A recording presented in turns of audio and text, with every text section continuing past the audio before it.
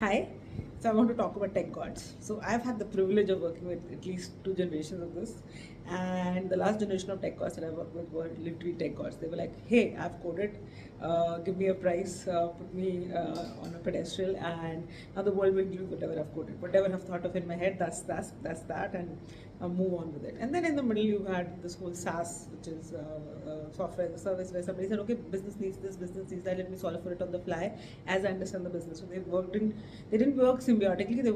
They learned from each other, and that's the middle path. But what I'm watching now is a brilliant tech god, which essentially operates from the intentions of the larger play. They're like, okay, if we had to build a category business from scratch, what is the intention for the next infinity or 10 years or whatever, and can we do it in such a way that there's no if and then, and can it be natural language led, can it be done in such a way that a regular person can actually understand it, can it not be driven by one person's ego, can it not be driven by one person's version of control, and that's like a beautiful world that I see coming, because this generation reflects tech. It also reflects the spirituality of this generation. This generation's spirituality is easier.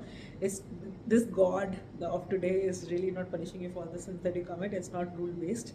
It's based on if you know better, you do better, and you cannot know better if you're not inclusive. You will have to include it all, which is what maybe open source AI is, which is what a llama is, which is what guardrails are more like a rag.